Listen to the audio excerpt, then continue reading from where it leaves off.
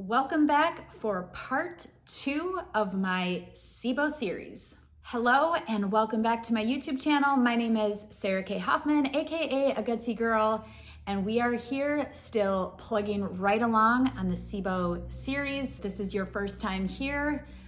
SIBO stands for small intestinal bacterial overgrowth. It is becoming more and more common of a diagnosis these days, and as I predicted a few years ago, which is coming to fruition today, and I will continue to predict it for the next several years, the SIBO diagnoses continue to rise. And I think that's because of our man-made and man-chosen lifestyles that we are going to see it continue to rise.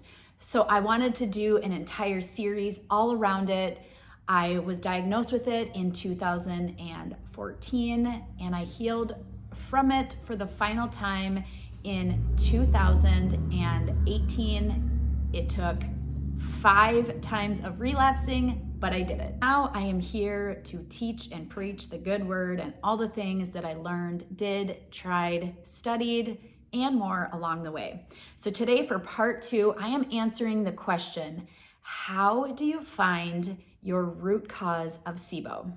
And this is a really great question because the reason people continue to relapse time and time and time again is because they never understand or find their own root cause. Had I discovered my own root cause much earlier on my journey, I would have very likely healed far faster. And so I'm really passionate about helping you determine your own root cause as fast as possible. So when thinking about finding the root cause of your SIBO or of anything else you might be dealing with from a health standpoint, I like to go back to some basic business principles, and I like to break it down like that because I think it can really help. Basically, what I want to do is to help you do a root cause analysis. So if you're ready for this, you might want to grab a pen and a piece of paper and follow along as I go through this simple little exercise with you today. First things first, to arrive at some conclusions, I want you to start with these 5 steps. Number 1, you need to define the problem. Number 2, you need to gather all the information and the data that you can. Number 3, identify the issues that contributed to the problem. In this case, the SIBO that you were diagnosed with. Number 4, arrive at a conclusion. What do you think it possibly could be? And number 5, recommend some solutions that you can implement on your own or in conjunction with your practitioner. Okay, now for the next step. In conjunction with the 5 steps that you just laid out, I want you to start correlating and asking the whys around those. This is an exercise that I have done time and time again on my healing journey. I would look at something I wrote down or a statement I was making in my head, and I would say, ... but why? You can apply this to any piece of your healing journey. For example, something I would say along my healing journey was, I have to run 7 miles today. And then I would stop, I would write that down, I would say ... but why? And I would answer why I thought I needed to run 7 miles. It is how I ended up fully understanding why I wasn't healing at the pace I thought I should be when all other things were working. Okay, so you might be sitting there right now thinking, I have no idea what she's talking about with those 5 steps, and I want to return to them with you for just a second so that I can give you more context and so that it can get your wheels spinning even more. So let's go back, look at your sheet, and return to those 5 steps. Number 1, define your problem and all of the symptoms that are associated with it. So, for example, the problem is SIBO. My symptoms that are accompanying the SIBO are bloating, fatigue, and acne. Moving on to number 2, you are gathering all of the data. And with this, you need to answer things like, how long have each of these symptoms been going on?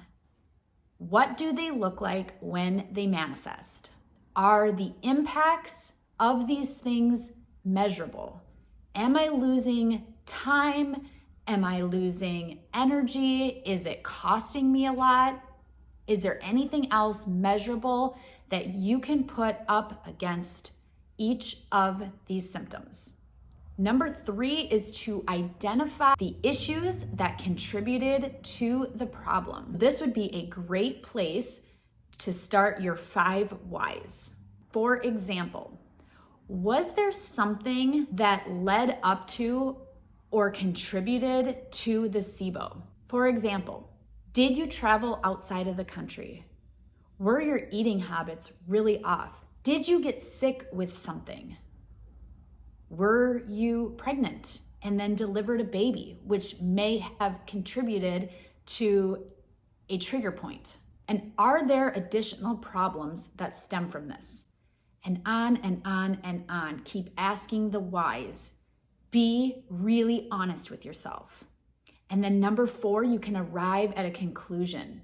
If you're looking at all the little pieces and parts and the questions and the things that you have dove into in this experiment, are there any conclusions that you can make? And finally, what might be some solutions? If you have no idea where to start or what the solutions could be, now would be a great time to take these notes and the journals that you've been keeping, go to your practitioner and have them help you with these solutions. This could save you a ton of time and energy. Okay, now I want to give you a real life example of something that I hear time and time again with people. And this is exactly how I would bring them through this process with these 5 steps. So defining the problem, someone tells me I can't eat anything. Number 2, gather all the information and the data. So this would be me asking them for information and data around it. And they tell me things like, this has been going on for 3 months. When I eat an apple, my stomach hurts. When I eat beef, my stomach hurts. My stomach constantly hurts. I'm bloated and miserable. I miss a lot of work because I'm in so much pain and discomfort. And then this is where in step 3, we will start to break it down. So I will have them repeat back to me everything they just said, and I will say why. So for example, they say, I can't eat anything. I say why. They start writing things down. From the things they have written down, they say, because I don't know what foods are negatively impacting me. And I say, great. Then I say, why? And I ask them to write some things down. From those things they have written down, they say, well, I'm not sure really what I'm eating. I'm not sure the quantities I'm eating. I'm not sure when I'm eating it. I'm not too sure about any of the above. Okay, so then I say, why? And they respond to me, because I don't want to keep a food journal. It's too much, it takes too much time. I'm not interested in spending the extra time, energy, or money on keeping a food journal. So then I say, the 5th time, why? They write down their reasons why, and when they come back to me, they answer with a simple, food journaling is just too much work. And there you go. There they have found the answer for that question. Food journaling is not for me. I don't want to do it. It's too much work. But because I have made that choice, I am not sure what foods are bothering me, why my stomach's hurting, and why I can't get better. And with that information, then they're able to arrive at a conclusion. And this conclusion might look something like this. Perhaps it's not that I can't eat anything. It's just that I don't know what I can eat and in what quantities I can eat and how I can eat those foods. So the solution for this then is that we go back to the drawing board, and instead of looking at food journaling as something that is draining and taking up too much time, we make it into small chunks. I have someone do it just for 3 days, just do it, get it all done, and then we come back to the drawing board and reevaluate. Now, I used the example for this in getting to the bottom of your root cause from a food standpoint. Of course, there are so many different things, but that is the process that you would take. Now, I want to share with you my own story and what my personal root cause was very succinctly. My root cause was that I had very low to no stomach acid. I have written about this multiple times on my website, and because I didn't have any stomach acid, I was not able to break down food, which ultimately meant that bacteria that was not supposed to be in the small intestine always crept there and kept my SIBO from healing fully. So what I had to do in order to address that is I had to increase my stomach acid, and I did that with HCl. I also did it with food. I also did it with a lot of lifestyle things, and there were many things that I was able to do. But even though this was my root cause, what you should know is that I didn't just get low stomach acid. And this is why I explain this process to people over and over and time again, because it took me to really dig deep and to look into my past. And when I thought all of these problems probably started, which was my freshman year of college, and it was during that time period that I had a very disordered life of eating, and I would eat and then I would not eat.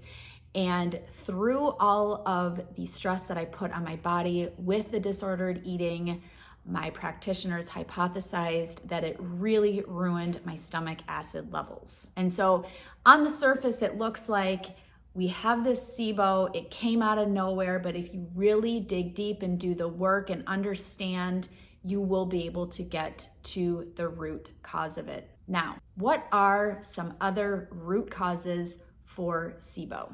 According to Dr. Nirala Jacobi, there are 4 main causes of SIBO. They include, number 1, motility. Motility is the rate at which things digest and process through you, and if for whatever reason your stomach motility is off, a lot of times you can have problems with SIBO and it recurring time and time again. Number 2 is overall digestion. So if you have any problems with the digestive juices and the secretions that again help you break food down, you might have a stubborn case of SIBO and you might have a problem getting to the bottom of it. Number 3 is if you have outflow problems. This just means that the normal flow of food through the intestines and bacteria are allowed to stay in the small intestine because something is blocking their way to the colon. And the 4th major category for causes are medications. Medications can disrupt motility, they can affect the way that we digest and process our food, and they include things like acid blockers, morphine, narcotics, and even possibly thyroid medications. All of this to say, it is very hard to find the root cause of your SIBO. But the longer you go on your journey and the more you pay attention to your body, its signals, and working with a practitioner, the faster you will understand the root cause. And the faster that you understand the root cause, the sooner you can heal, or at least know the steps that will help you feel better for the short term. So there you have it. That was pretty long and detailed, but I truly hope that it helps. If you have any questions or comments, please leave them below. Please subscribe to my YouTube channel so that you never miss the best and most useful gut health and digestive information on the internets. And I will see you again next time.